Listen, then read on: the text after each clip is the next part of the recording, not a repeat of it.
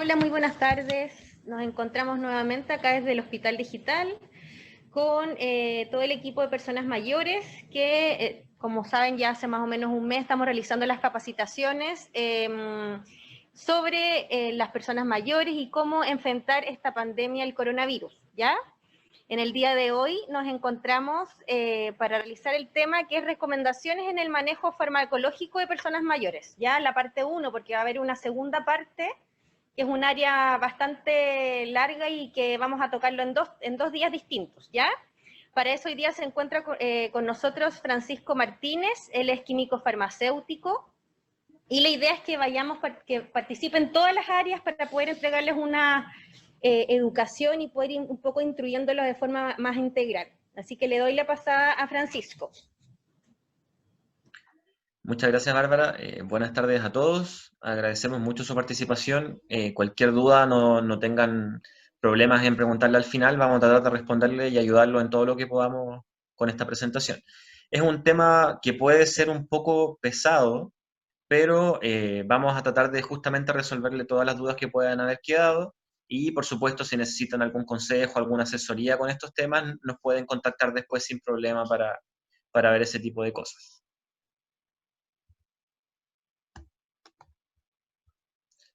Bueno, los objetivos de esta cápsula, la idea principal es que ustedes como usuarios, ¿cierto? Como cuidadores, como profesionales técnicos de la salud, puedan finalmente identificar las condiciones adecuadas para el almacenamiento de medicamentos. Los medicamentos son estos objetos que usamos nosotros, ¿cierto? Para mejorar la salud de nuestras personas, nuestros pacientes, nuestros cuidados, ¿cierto?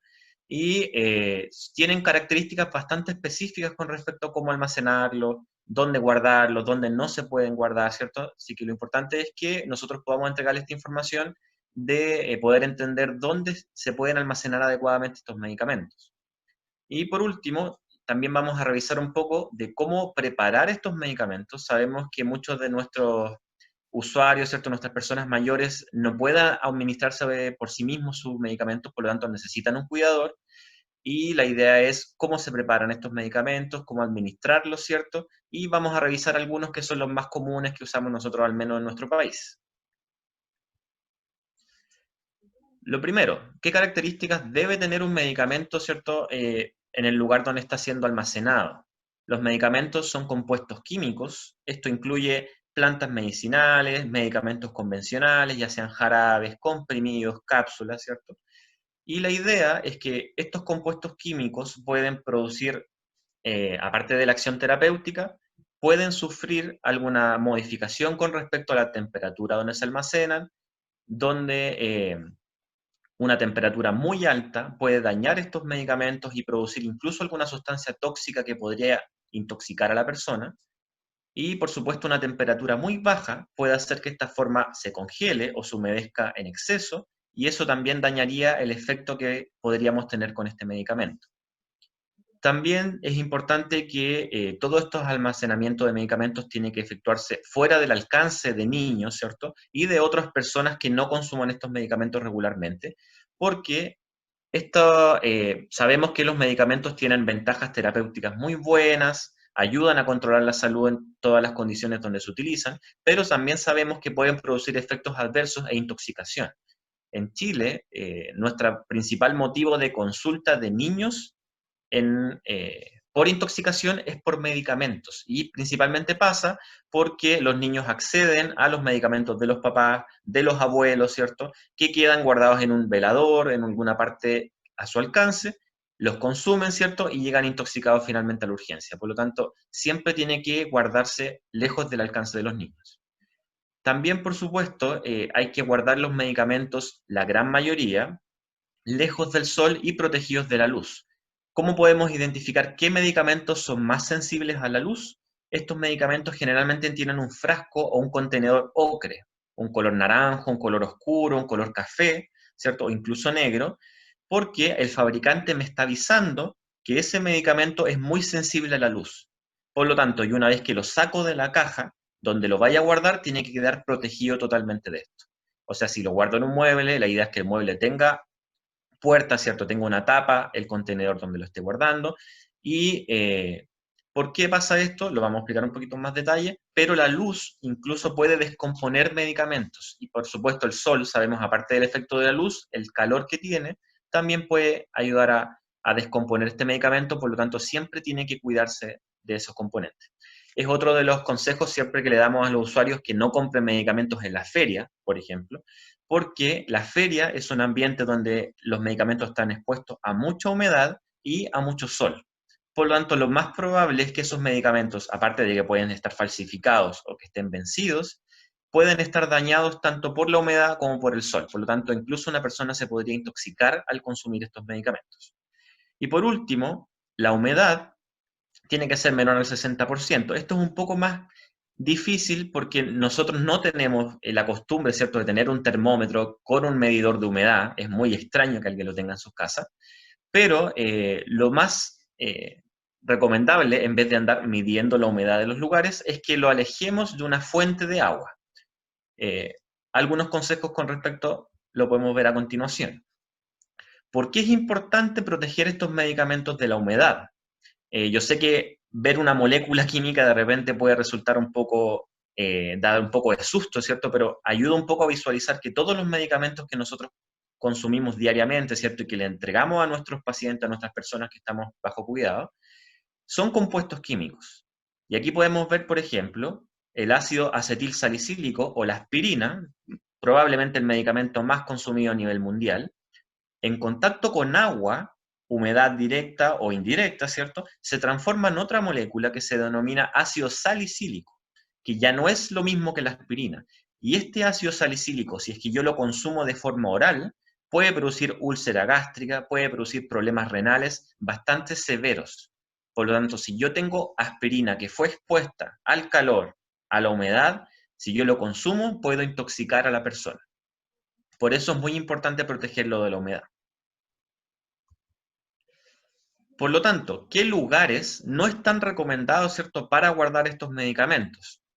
Por supuesto, el baño es el lugar con más humedad de la casa, tanto por las duchas, ¿cierto? Cuando uno se da una ducha, especialmente cuando el agua está un poco más caliente, se humedece todo el baño, e incluso si yo tengo en un mueble, como se ve acá en la foto, yo puedo tener un mueble, ¿cierto?, que esté cerrado, pero esa humedad va a encontrar una forma para entrar y va a dañar los medicamentos. Por lo tanto, yo nunca debo guardar medicamentos en un baño. Es muy común ver en las películas, ¿cierto? Ver en series que la gente siempre va al baño a buscar sus terapias farmacológicas, ¿cierto? Abren el frasco que está justo en el mueble del baño, pero esto jamás va a ser adecuado. Repito, específicamente por el tema de la humedad.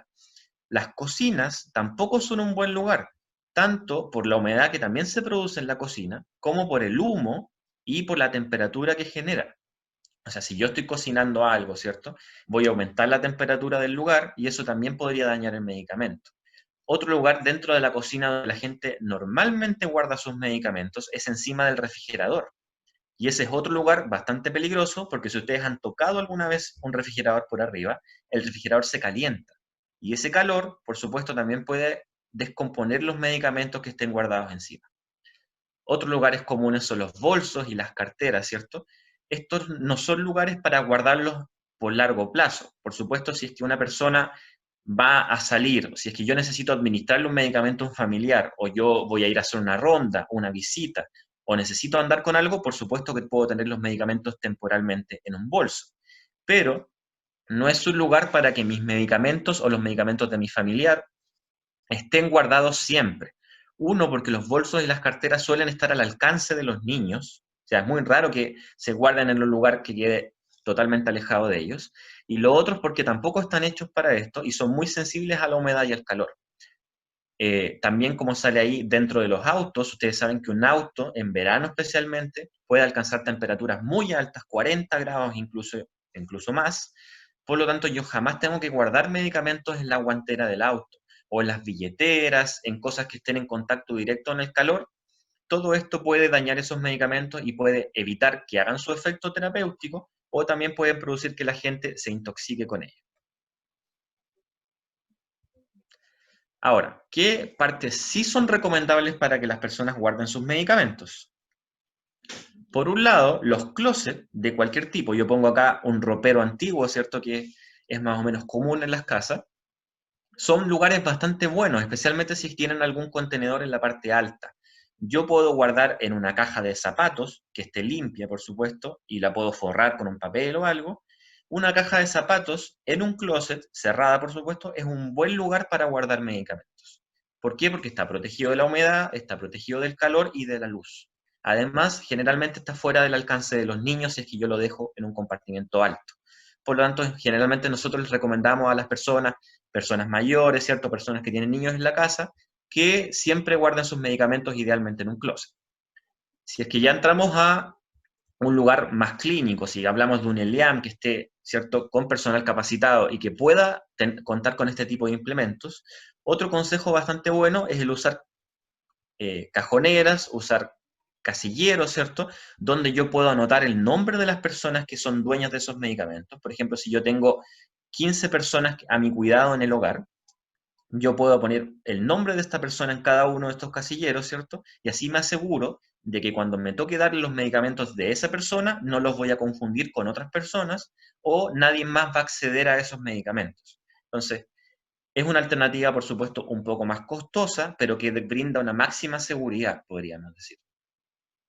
Y por último, los botiquines como este, ¿cierto? Que uno tiene la costumbre en los hogares más antiguos de que se encontraban este tipo de muebles, son adecuados. Por supuesto que no pueden estar ni en la cocina ni en el baño, que era uno de los errores por donde se instalaban. Pero si yo tengo un botiquín en una oficina, en mi oficina administrativa, ¿cierto? Donde yo hago todo el papeleo y guardo los medicamentos para después administrárselo a las personas, no hay ningún problema con que puedan ser almacenados en este tipo de contenedores. Además, tienen la ventaja de que se denomina en el fondo bien claramente de que aquí hay medicamentos dentro, por lo tanto hay que tener un resguardo mayor. Estos son consejos en lugares donde yo sí efectivamente puedo guardar medicamentos. Otro tema bien importante y muy relacionado que tenemos que ver tiene que ver con el vencimiento. Hace muy poco, ustedes se recordarán, hubo podríamos hablar, una discusión en los medios, ¿cierto? En la prensa, en los matinales, en los noticiarios, con respecto a si los medicamentos vencían o no. La respuesta es que los medicamentos sí vencen, efectivamente vencen. Lo que pasa es que no es que sea igual que un alimento. O sea, no necesariamente porque un medicamento está vencido, yo me voy a intoxicar inmediatamente, como si por supuesto yo consumiera un yogur vencido o un producto lácteo. ¿Qué sucede? El medicamento, la fecha de vencimiento que me informan, ¿cierto? Generalmente en la caja y después en el blister, ¿cierto? En el sobre donde vienen estos comprimidos, estas cápsulas, etcétera. Lo que me indica es la fecha en la cual el fabricante me asegura que viene la dosis que está en la caja. Por supuesto, y lo que podemos dar de ejemplo acá, levotiroxina, Eutirox, ¿cierto? Que bastante utilizado las personas con hipotiroidismo lo ocupan. Si dice que vienen 100 microgramos en la caja, cuando el fabricante me dice que la fecha de vencimiento, por ejemplo, es el 26 de marzo, el día 27 de marzo el fabricante ya no me puede asegurar que esa levotiroxina tenga 100 microgramos, sino que probablemente tenga 90.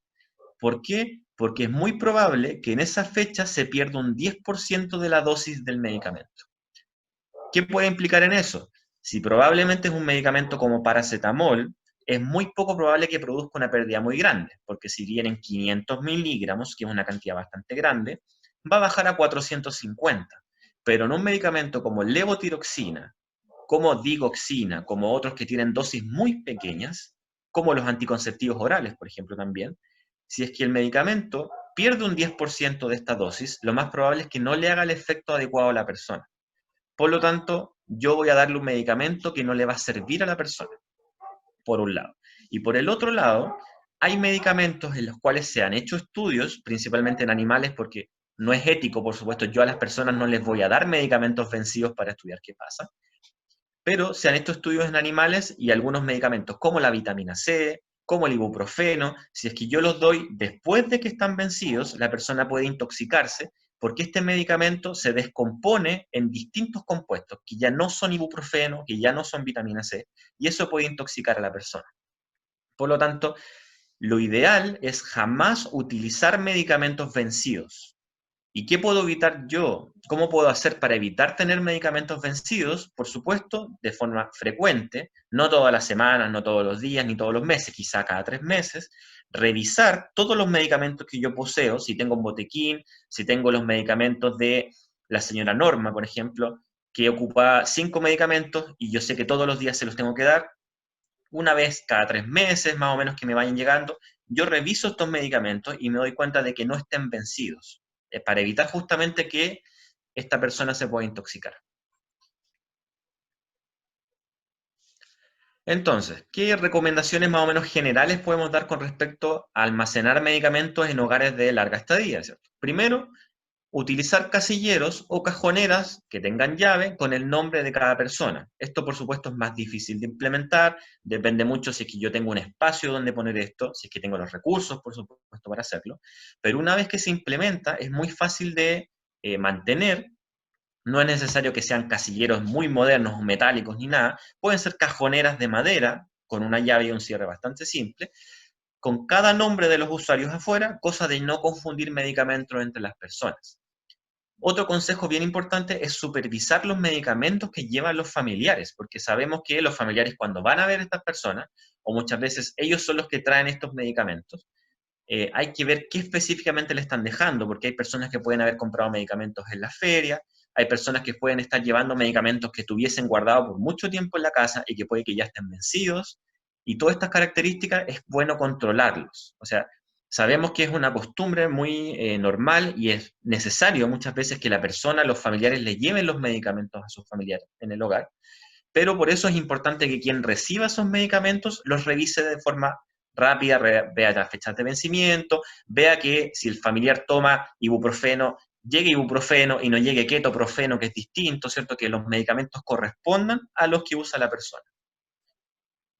Otro consejo, ya hablando específicamente cuando yo tengo que darle estos medicamentos a la persona, es chequear siempre 2 veces al administrar el medicamento. Yo siempre chequeo la primera vez cuando digo, ya, son las 9 de la mañana, me toca darle el losartán a la señora Norma, por lo tanto yo voy a los medicamentos de la señora Norma y tomo el losartán. Posteriormente, cuando voy y me acerco a la señora Norma, vuelvo a chequear qué es lo que tengo que darle a la señora Norma. Ah, losartán, listo. Y eso es un doble chequeo, porque así me aseguro de que el medicamento es el adecuado y de que el paciente, la persona, es el adecuado. Es muy común en hospitales, incluso cuando nosotros tenemos personal totalmente entrenado, que ocurran errores de administración porque se confunden entre pacientes. Por lo tanto, esto es muy importante evitarlo. Y como pongo acá, subrayado, ¿cierto? Un punto bien importante, nunca compartir los tratamientos farmacológicos. No porque un medicamento a la señora Juanita le haga bien, le va a hacer bien a la señora Norma o a la señora Diana, ¿cierto? Por lo tanto, si es que el medicamento no está prescrito por un médico, por una matrona, ¿cierto? Por profesional que esté habilitado para prescribir, no es bueno jamás, ¿cierto? Compartir estos tratamientos porque a la señora le funcionó y como a esta persona le duele la cabeza, también se lo voy a dar, ¿cierto? Porque ¿qué podemos hacer ahí? Intoxicarlo, producir un efecto adverso. Recordemos siempre que los medicamentos tienen que usarse bajo supervisión médica, ¿ya? Se pueden siempre, si tienen alguna duda, consultar al médico o consultar a los químicos farmacéuticos. Ustedes saben que todas las farmacias en Chile tienen un químico farmacéutico al cual ustedes le pueden consultar siempre. Con respecto ya a la preparación, o sea, ya los guardamos adecuadamente, ya identificamos qué medicamento tenemos que darle a cuál persona, ¿cierto? Ahora tenemos que prepararlo. Todos los medicamentos, como dijimos, son compuestos químicos, por lo tanto, tienen características químicas únicas. Algunos son ácidos, otros son alcalinos, otros son neutros, otros son más parecidos al agua, otros se parecen más a la grasa, ¿cierto? Entonces, todas estas características químicas son particulares para cada medicamento. Si yo tengo dudas, puedo, por supuesto, siempre preguntarle a otro profesional, ¿cierto? Preguntarle a la enfermera, al médico o al farmacéutico, pero además existe esta página que está en español, que se llama Stabilis, se las vamos a dejar acá como recurso que lo van a poder revisar. En Stabilis yo puedo escribir, por ejemplo, diclofenaco, acá arriba puse furosemida, un medicamento que se usa mucho, ¿cierto? Inyectable. Y en esa página me va a aparecer si es que yo la puedo mezclar con suero fisiológico o va con suero glucosado, si es que va sin mezclar, si es que se puede dar solamente intravenosa, si se puede dar intravenosa intramuscular. Todas las dudas que yo pueda tener con respecto a ese inyectable las puedo tener ahí. también pueden buscar jarabes y todo tipo de formas farmacéuticas líquidas. Entonces, es una página que al principio puede ser un poquito difícil de ocupar, pero una vez que yo busco cada vez más, me acostumbro a encontrar, ¿cierto?, las moléculas acá. Yo puedo buscar incluso clorfenamina, todos los inyectables que están en nuestro arsenal están disponibles acá en español para buscarlo. Así que ahí se los dejo como consejo. ¿Qué ejemplos podemos dar? Hay medicamentos que no se pueden diluir, o sea, no se pueden mezclar con algunos tipos de sueros porque se dañan o pasa algún proceso que inhabilita el medicamento. Por ejemplo, amiodarona, epinefrina y haloperidol, especialmente cuando la dosis es más alta, no se pueden diluir con suero fisiológico. O sea, yo no puedo ponerlo en suero directamente porque el medicamento precipita muchas veces. Yo veo que al fondo se empiezan a formar una turbiedad, veo que hay como un polvito que empieza a caer, eso es una sal que se formó. Por lo tanto, eso me indica que el medicamento se está perdiendo. ¿Cómo se preparan estos medicamentos? Con suero glucosado, porque el suero glucosado químicamente no produce lo que produce el suero fisiológico acá. Otro ejemplo, furosemida, pargiberina y atropina no se pueden dar al revés, ¿cierto?, con suero glucosado, y yo siempre voy a preferir, ¿cierto?, suero fisiológico o agua bidestilada, en el caso que según lo que tenga disponible, ¿cierto? Entonces, estos son ejemplos de que no todos los medicamentos se pueden preparar en todos los sueros. Yo tengo que buscar la hoja del medicamento, generalmente si uno busca las cajas, viene el prospecto, que es este folletito enorme, con un montón de cosas, y en esos folletos siempre viene ahí, el fabricante pone, no mezclar con suero fisiológico, o no mezclar con suero glucosado, etcétera, etcétera. Entonces, siempre es bueno cuando yo tengo una duda, revisar el folleto o preguntarle a una enfermera, a un médico, a un químico farmacéutico. Otro problema que podemos tener es la mezcla, ¿cierto? Sabemos que muchas veces yo en un suero o en una vía, ¿cierto?, quiero poner más de un medicamento porque no es mi idea darle tanto volumen a una persona, ¿cierto? Pero tengo que tener mucho cuidado porque hay medicamentos que no se pueden mezclar. La forma, ¿cierto?, más simple de recordarlo es que los medicamentos que son alcalinos, como la clorfenamina, por ejemplo, pongo acá, propanolol, atropina, lorazepam, morfina, ¿cierto?, que son comunes algunos en uso en adultos mayores, no son compatibles con medicamentos ácidos como furosemida, las penicilinas, cualquier tipo de penicilina. Diazepam, ¿por qué? Porque forman sal y se ve, como sale aquí en la foto, precipitado. Se forma ahí una sal que queda suspendida, ¿cierto? Y eso me indica que el medicamento reaccionó entre ellos y no me va a servir que yo le ponga eso al usuario después, a la persona mayor. Por lo tanto, tengo que tener mucho cuidado con qué medicamentos se pueden mezclar y con cuáles no. Otra reacción que puede pasar, por ejemplo, betametasona con midazolam o betametasona con clorpromacina, diclofenaco con tramadol o diclofenaco con haloperidol, ¿cierto? Con dexametasona, con fenamina, morfina, ketorolaco, estas mezclas que salen acá, todos forman alguna turbiedad, algún precipitado y inhabilitan el efecto de ese medicamento. Por lo tanto, esto más que nada, por supuesto, es imposible que uno memorice todos los medicamentos que uno puede mezclar o que no puede mezclar, ¿cierto? Pero es para indicarles y para que les quede más o menos claro de que no puedo llegar y mezclar todos los medicamentos juntos en un suero. Tengo que tener mucho cuidado qué medicamento mezclo a la vez. Lo mismo, si es que yo tengo una llave, ¿cierto? Una llave en Y, si es que le pongo una llave a un paciente en una vía, y por un lado de la vía le pongo uno, y por el otro lado le pongo otro medicamento, estos medicamentos tampoco se pueden mezclar ahí. Primero tengo que pasar uno, pasar un volumen de suero, generalmente 20 ml de suero, y después yo paso el otro medicamento, porque si estos medicamentos se encuentran en la vía, físicamente van a tapar la vía. Entonces, este tipo de dudas las podemos aclarar, ¿cierto?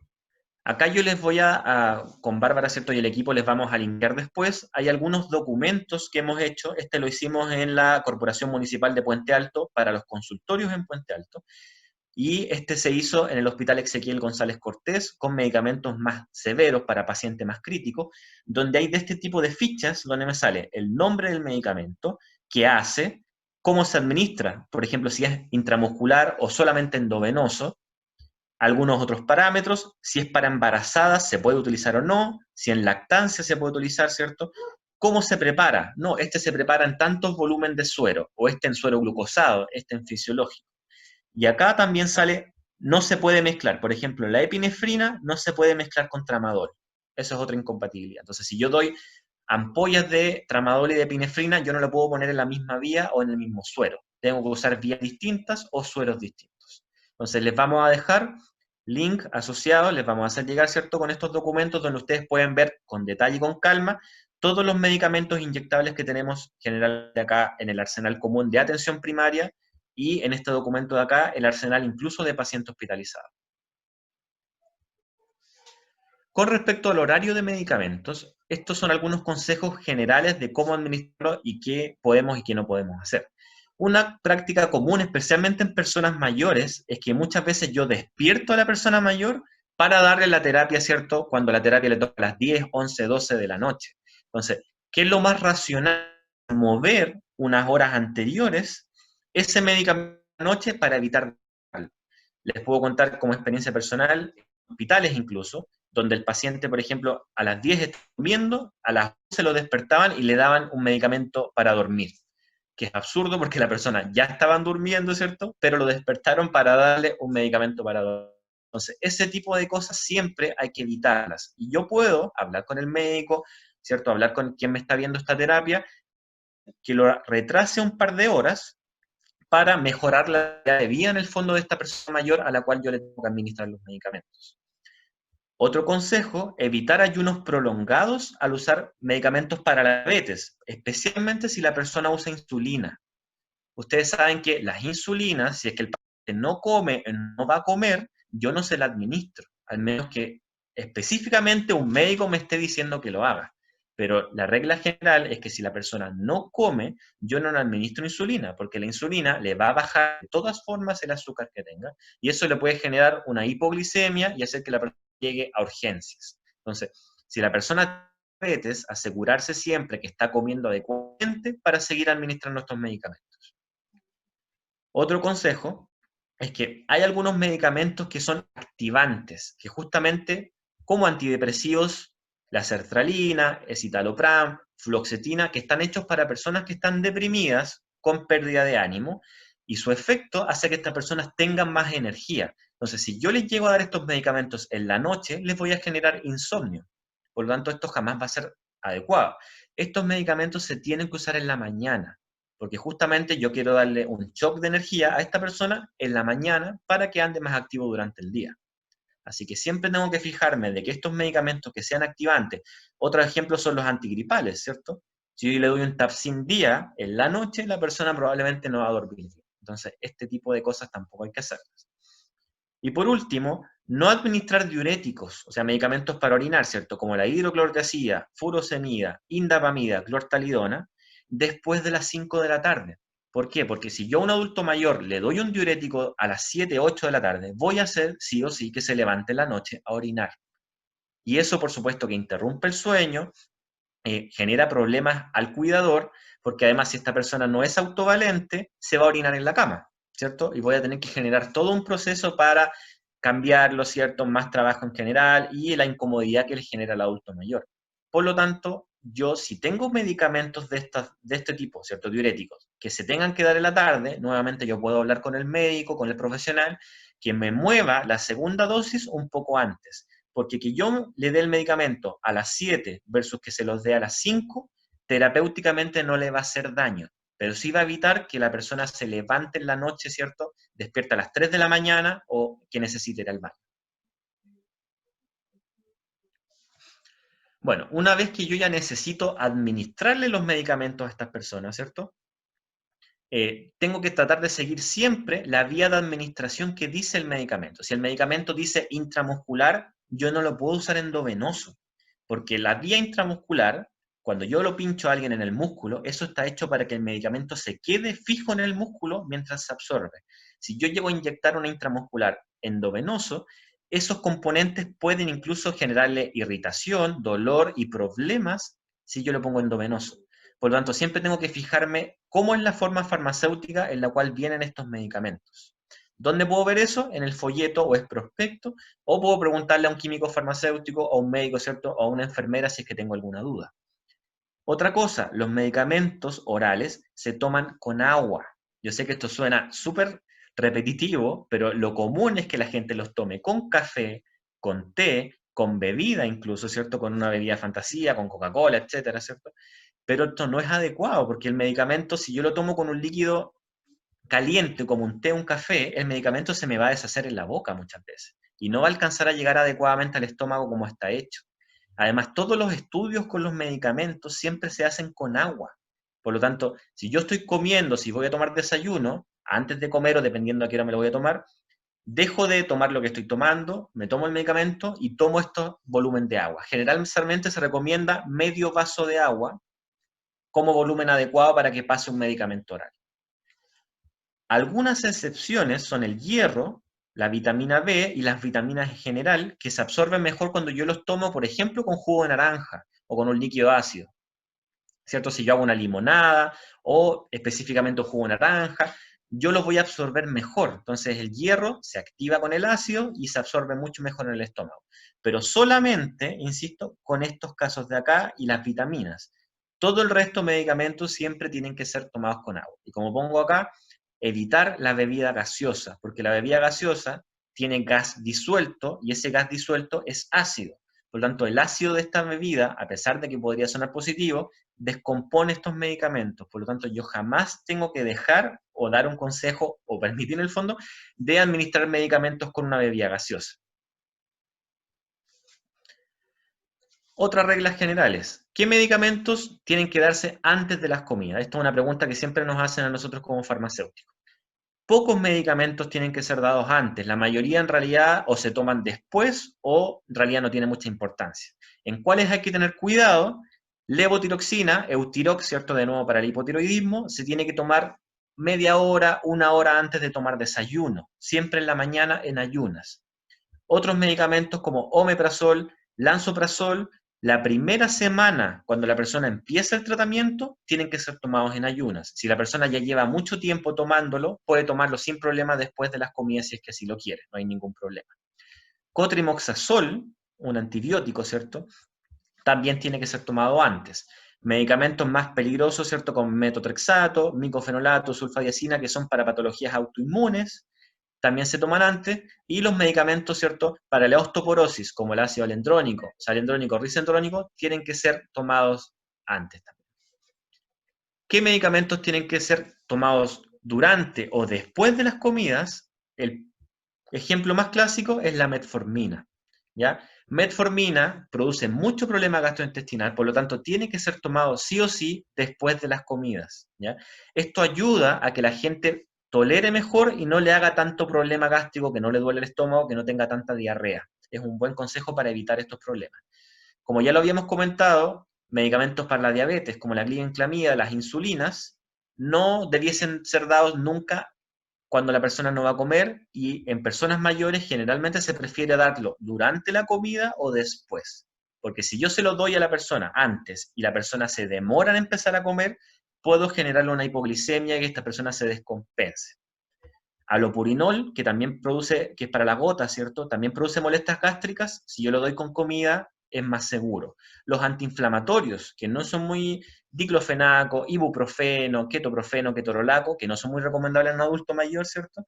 Idealmente con la aspirina, siempre con las comidas o después, para que el estómago no esté vacío, porque estos medicamentos en general producen irritación del estómago. Entonces yo así me aseguro que el estómago sí o sí tiene comida, tiene un contenido que va a recibir ese medicamento y no va a llegar vacío. Acá hay otros ejemplos más claros como carvedilol, espinolactona, carbamazepina y otros que también se usan, ¿cierto?, de forma común. ¿Qué excepciones podemos hacer nosotros con respecto a la vía oficial? Los pacientes que no pueden tragar, ¿cierto?, que han tenido neumonías por aspiración, que tuvieron un accidente vascular y quedaron secuelados, ¿cierto?, que no pueden tragar adecuadamente, generalmente que ocupan una sonda de nutrición enteral, ¿cierto? Entonces, aquí si el medicamento, a pesar de que está hecho para ser tragado, si la persona no puede tragar, yo puedo, idealmente, preferir jarabes, como dice acá, forma farmacéutica líquida, suspensiones, jarabes, gotas, inyectables también, pero si no tengo eso y solamente tengo medicamentos orales, hay algunos consejos que yo puedo darle, ¿cierto?, para ver cómo administrárselo a estos pacientes por sonda. La forma más adecuada de administrar un medicamento por sonda es diluirlo o disolverlo, ¿cierto? Generalmente en agua. ¿Cómo hago esto yo? Yo tomo una jeringa, generalmente se recomiendan jeringas de 10 ml, 20 ml, le saco el émbolo, la parte trasera, ¿cierto? Pongo el comprimido adentro, o la cápsula, lo que sea, ¿cierto? Lo tapo de nuevo el émbolo y lo lleno con el agua. Y ahí, tapado, lo muevo, ¿cierto? Puedo estar un minuto, en medicamentos que se disuelven muy rápido, medicamentos que se demoran un poco más, pero yo lo puedo agitar hasta que veo que el medicamento se disolvió y eso lo paso por la sonda, como dice acá. Entonces, una vez que yo ya pasé el medicamento, tomo otro volumen de agua con esa jeringa y lo vuelvo a pasar, porque es posible que en la jeringa hayan quedado residuos del medicamento. Y yo, para asegurarme de que toda la dosis va administrada para la persona, lo vuelvo a echar un lavado, ¿cierto?, a la jeringa y la vuelvo a administrar a través de la sonda. ¿Cuál es el problema de esto? Que nos sirve si el medicamento dice comprimido de liberación prolongada, comprimidos recubiertos, comprimidos, ¿cierto?, XR, ER, XL, ¿cierto?, que son medicamentos que no están hechos para ser molidos o disueltos, sino que tienen que llegar tal cual. Si la persona usa esos medicamentos y tiene sonda, yo tengo que pedirle al médico que me los cambie, porque no los va a poder utilizar adecuadamente por la sonda nasogástrica. Hay un medicamentos efervescentes, ¿cierto? Que todavía existen algunos. Yo los puedo dar, sí los puedo dar por sonda, los pongo en un vaso con agua, ¿cierto? Espero que la efervescencia se pase, que salga todo el gas, ¿cierto? Que salga toda la espuma, y una vez que ya baja esto, ahí lo administro a la persona sin problemas. Si es que el medicamento no se disuelve, ¿cierto? O no puedo diluirlo, lo más común que hacemos todos, ¿cierto?, es triturarlo. Acá pongo un ejemplo ¿cierto?, con lo típico que usamos para triturar. No es lo ideal siempre va a ser disolverlos en agua en una jeringa, pero si no puedo hacer eso, los medicamentos se pueden triturar. ¿Qué recomendaciones hay que tener? Primero, el medicamento es un polvo cuando yo lo trituro, por lo tanto yo, como persona, como cuidador, puedo aspirar este polvo y ese medicamento me puede producir daños, porque yo no tengo que tomar ese medicamento, generalmente, ¿cierto? Así que si ustedes van a triturar un medicamento, tienen que ponerse una mascarilla. Sabemos que ahora con coronavirus, ¿cierto?, esto probablemente es común, que todos estemos con mascarilla siempre, pero incluso más adelante, cuando ya terminemos con este tema, ¿cierto?, tenemos que seguir usando mascarilla cuando yo triture medicamentos. Otra cosa que podemos hacer es que las cápsulas duras yo las puedo abrir con mucho cuidado, y es el contenido que viene en polvito, ¿cierto? Yo lo puedo disolver sin problemas y pasarlo a través de la sonda. O sea, no tengo que moler la cápsula, no es necesario molerla, porque la cápsula está hecha incluso para poder ser abierta. Pero, de nuevo, esto no se puede hacer con todo medicamento que diga que es de liberación lenta, liberación controlada, liberación modificada. Generalmente dicen XR, ER, LP, etc. Si el medicamento dice esto, no se puede administrar de ninguna forma a una persona con sonda, por lo tanto tengo que pedirle al médico, ¿cierto?, que me modifique esa prescripción, porque no puede seguir utilizando. Aquí ya, para concluir, ¿cierto?, ¿qué medicamentos no se pueden administrar por sonda, incluso aunque yo los pueda moler y pueda hacer algo? Ejemplos más comunes: nifedipino. En Chile existe el nifedipino LP, ¿cierto?, que es el común que usamos todos, el naranjito. No se puede moler porque es de liberación prolongada. La metformina XR o LP tampoco se puede moler. Cualquier otra formulación que diga lenta. El hidróxido de aluminio, duloxetina, fenitoína y zopiclona no se pueden administrar por sonda porque dañan la sonda físicamente. O sea, van a tapar el tubo, me lo van a descomponer, y yo voy a perder esa sonda que tengo con los pacientes. Por lo tanto, si yo tengo estos medicamentos, tengo que hablar inmediatamente con el prescriptor, con el médico, y decirle: ¿sabe qué? Estos medicamentos no se pueden dar por la sonda, por lo tanto necesito que me lo cambie. Se lo cambia por una alternativa, o quizá hay un jarabe, y ese jarabe sí se puede administrar. Por lo tanto, con eso hay que tener mucho cuidado. Otros medicamentos, como tacrolimus, metronidazol, ciprofloxacino, tetraciclina, un antibiótico antiguo, ¿cierto?, suplementos de calcio, antituberculoso, ¿cierto?, y sucralfato, no se pueden dar mientras la sonda está entregando nutrición. Por lo tanto, yo tengo que parar la nutrición enteral, o sea, parar la comida primero, 60 minutos antes, o sea, parar la comida, lavar con agua la sonda, esperar una hora, administrar los medicamentos molidos, disueltos, como yo los haya dado, lavar nuevamente, esperar otra hora y después ya reiniciar la alimentación. Porque la alimentación se mezcla con nuestros medicamentos y los medicamentos se inactivan. Por lo tanto, yo pierdo esa dosis de medicamento. Así que si ustedes tienen personas que consuman algún medicamento que se alimente por sonda enteral, importante que yo detenga la alimentación, lo administre y después espero un momento, ¿cierto?, para poder administrarlo finalmente. Acá les dejo un ejemplo final, muy importante, el omeprazol, que nosotros usamos normalmente, es una cápsula, pero adentro vienen microgránulos. Si ustedes han abierto alguna vez un omeprazol, vienen muchos gránulos chiquititos, ¿cierto?, donde se ve que el medicamento está adentro. Eso no se puede moler, porque justamente estos microgránulos están hechos con movimiento, porque el omeprazol, con el ácido del estómago, se inactiva. Por eso yo no puedo moler una cápsula de omeprazol. ¿Qué es lo que yo puedo hacer? Abrir esta cápsula con estos microgránulos y usar bicarbonato de sodio. Ustedes saben que el bicarbonato es muy común. Lo mejor es usar este bicarbonato al 8.4 que viene en ampolla, ¿cierto? Que es fácil porque si yo lo preparo yo no sé específicamente qué concentración me va a quedar. Entonces es mejor usar una ampolla. Se diluye, se disuelve sin problema, y una vez que está disuelto, lo doy por la sonda y lo lavo posteriormente con 50 ml de agua para que lo empuje.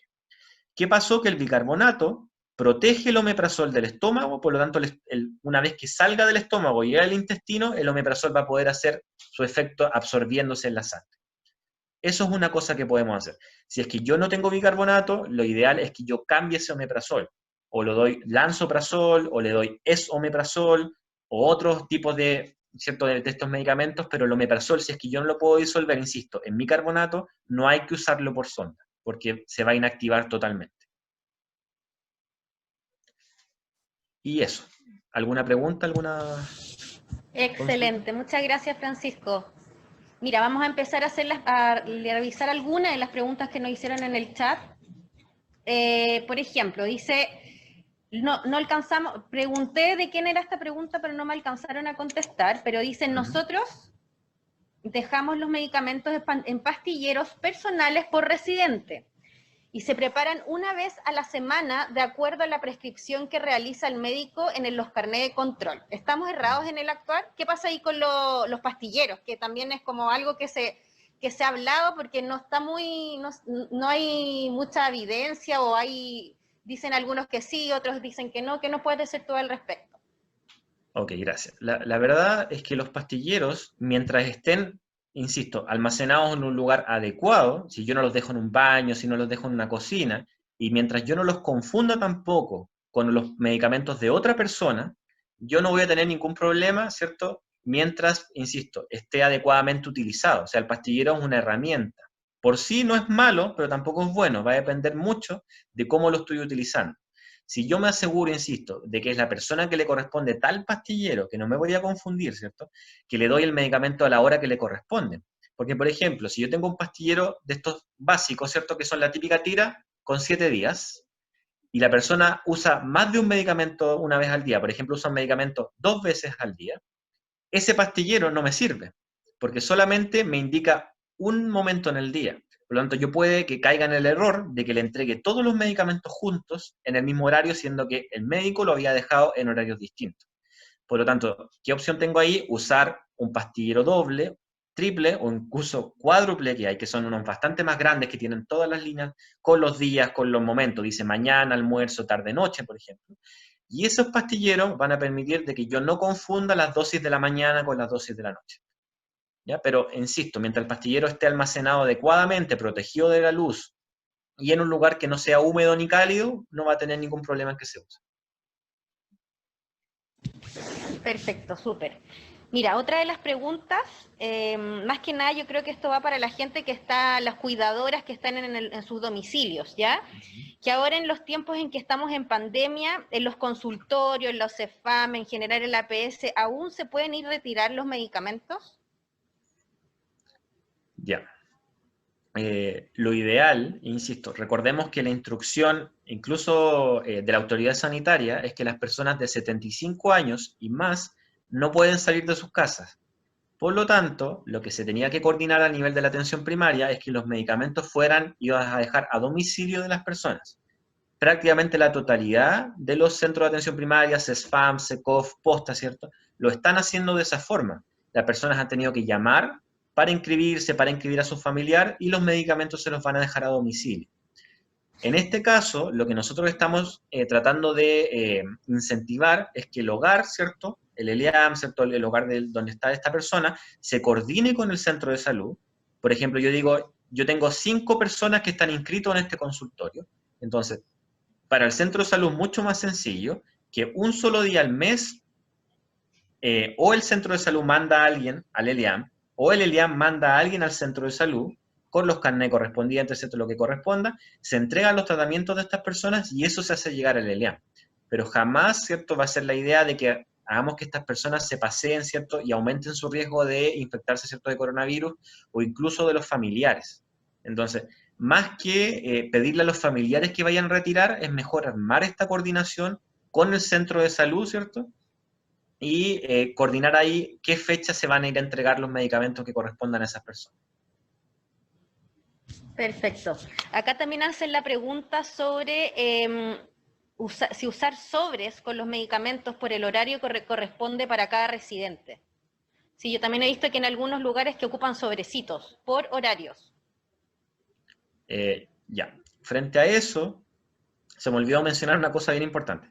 Generalmente cuando yo uso un pastillero o un sobre o algo, cuando saco el medicamento, lo importante es que yo trate de anotar en alguna parte la fecha del vencimiento de ese medicamento, porque es muy común, por supuesto, si yo boto el blister después a la basura, porque ya los vacié todos en los sobres o en los pastilleros, yo los boto y después no me acuerdo cuándo vencían esos medicamentos. Y puede que ese sobre no se ocupe ahora y quede para bastante tiempo después, lo vuelvan a utilizar, pero yo no me acuerdo si el medicamento puede estar vencido o no. Por lo tanto, una recomendación, si yo voy a sacar el medicamento de su envase original, es que en alguna parte dejen anotado, dejen registrado en el mismo sobre o en el pastillero, este medicamento vencía el mayo del 2021. Por lo tanto, no hay problema de seguir utilizándolo durante 2020. Y con respecto al sobre, hay que tener cuidado con el papel de que es mucho más sensible a la humedad y a la luz también protege mucho menos. Por lo tanto, si yo voy a hacer sobres inmediatamente antes de administrarle los medicamentos a la persona, no hay mucho problema.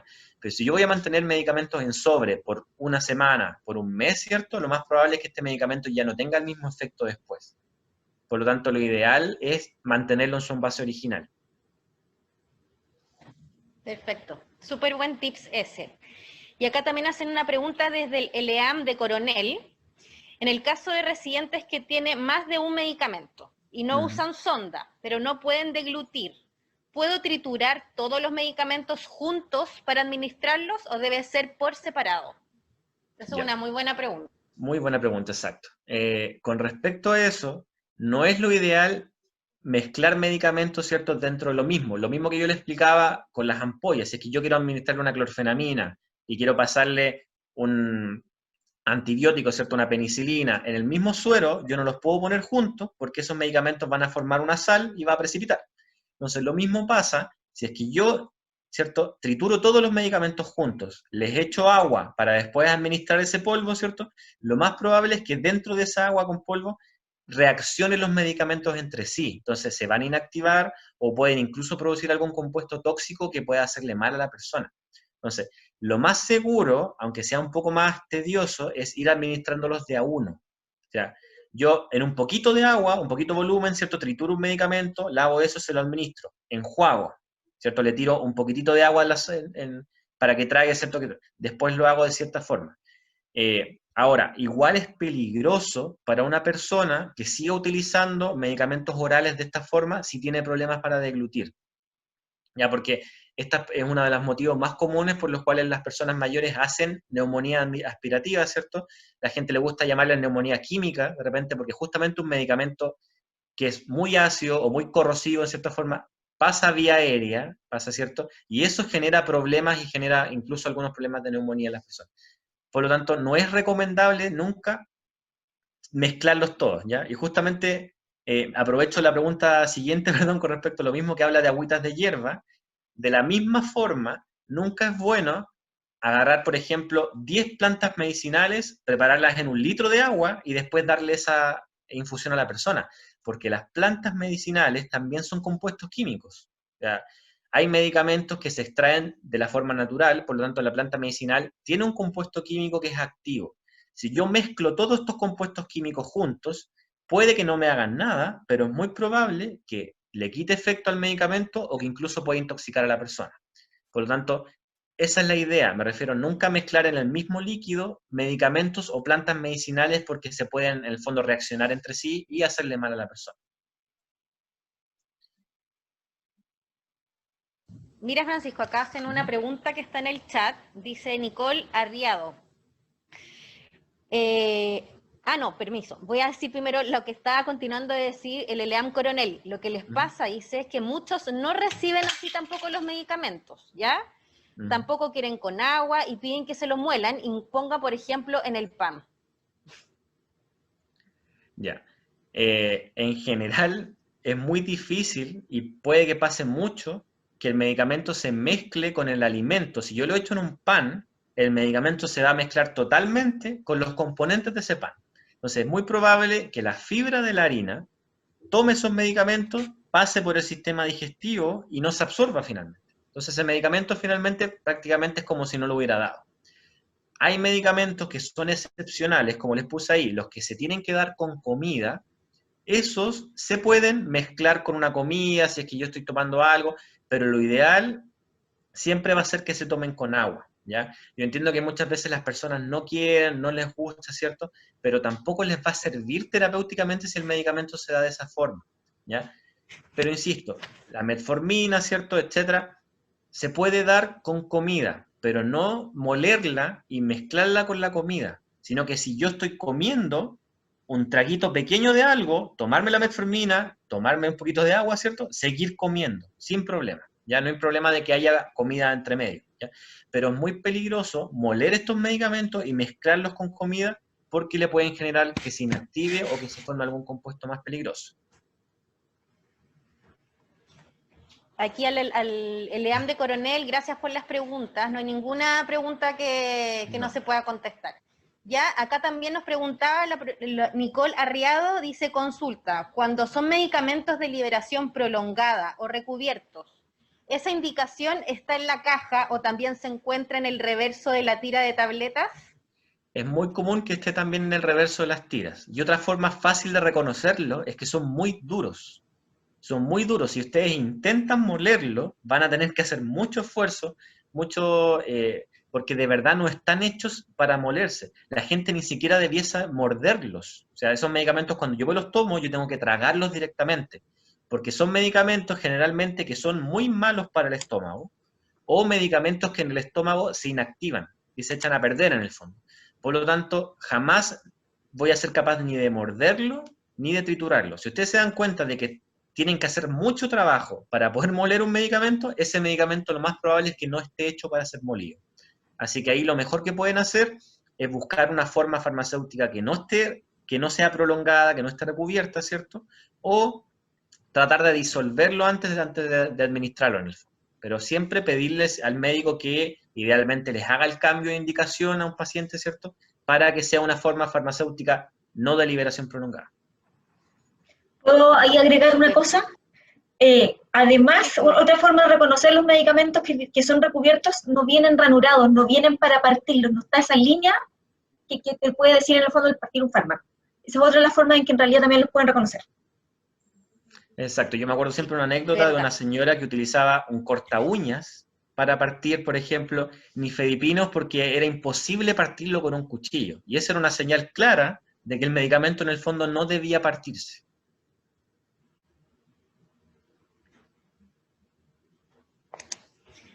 Vamos a la última pregunta. Dice, si un paciente psiquiátrico tiene sedantes, ¿es cierto que no se deben administrar con leche porque corta el efecto?